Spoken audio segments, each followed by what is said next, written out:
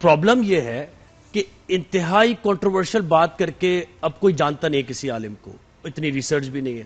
ان کا طریقہ کار ہی کچھ لوگوں کا یہ بن گیا ہے کہ انتہائی کنٹروورشل بات کرو اور اس کے بعد چینل آپ کو دیکھا ٹی آر پی آئی ہے, لاکھوں ملینز میں اس کے ویوز آ گئے. بھائی انہی کو بلائیں آپ. وہ کہہ رہی ہے کہ ایک کال آئی ہے کہ میں ایک آفس میں کام کرتی ہوں اور میں اپنے باس کو پسند کرنے لگی ہوں اور میرا شوہر بھی ہے, اب میں کیا کروں, مجھے محبت ہو گئی اپنے باس سے.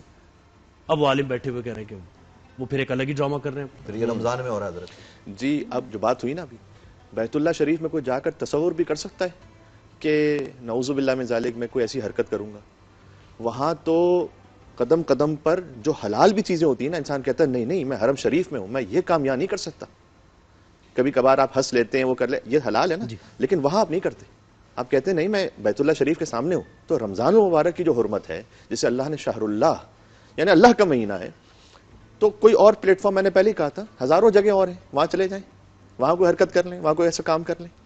ایسا کیوں ہے کہ خالی آپ کو رمضان ہی ملا ہوا ہے؟ اور ایک دفعہ, دو دفعہ, تین دفعہ, کبھی ہوتا ہے کہ ایک دفعہ غلطی سے کوئی چیز سبقت لسانی بھی ہو جاتی ہے, کبھی یہ ہے کہ حضور ذہنی نہیں رہتا, کوئی بات ہو جاتی ہے, آپ کو اس کو ایکسکیوز دینا چاہیے اور ناظرین کو یہ سمجھ میں آ رہا ہوتا ہے. لیکن جب یہ 2 دفعہ ہو, 4 دفعہ ہو, 10 دفعہ ہو, روزانہ ہو, اس کا مطلب ہے کہ انٹینشنلی ہو رہا ہے. اس کا مطلب ہے کہ آپ کو اس کو کانٹینٹ نہیں ہے کہنے کے لیے.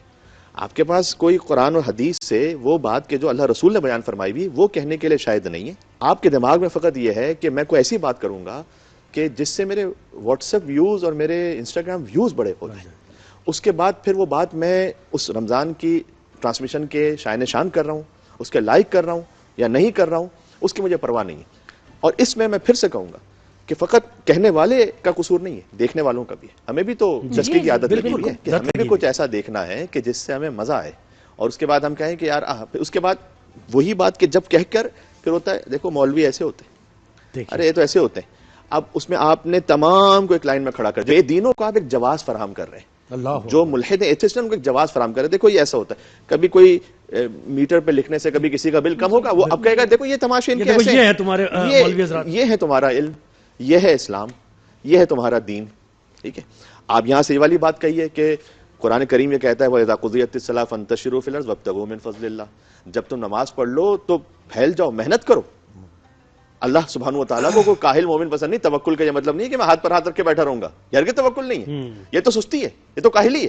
اللہ نے کہا پھیل جاؤ زمین پہ کام کرو. وَابْتَغُوا مِن فَضْلِ اللَّهِ, یہاں پر فضل اللہ کا لفظ اتنا خوبصورت ہے کہ جب اس محنت کے بعد کچھ حاصل ہو جائے نا, اسے اپنی محنت کا کمال نہیں سمجھنا, فضل خدا بندی سمجھنا, غرور تکبر پہ نہ آ جانا. عالم کو بھی خیال کرنا چاہیے. اس طرح سے جو ہوسٹ ہے, حجاب شرعی یہ بھی ایک واجب ہے اور اللہ سبحانہ و تعالیٰ کا حکم ہے, تو اس کی بھی رعایت کرنا. یہ تمام چیزیں وہ ہیں کہ جو اسلامی تعلیمات کا حصہ ہیں اور اس کے مطابق اس کے ڈیکورم کا خیال کرتے ہوئے رمضان ٹرانسمیشن ہونی چاہیے. جتنا آپ اس کو اپنے وائرل ہونے کی طرف لے کے جائیں گے فقط اس نیت کے ساتھ, تو اتنا ہی رمضان ٹرانسمیشن جو ہے نا اس کی جو سینٹیٹی ہے, اس کا جو تقدس ہے وہ گرتا چلا جائے گا.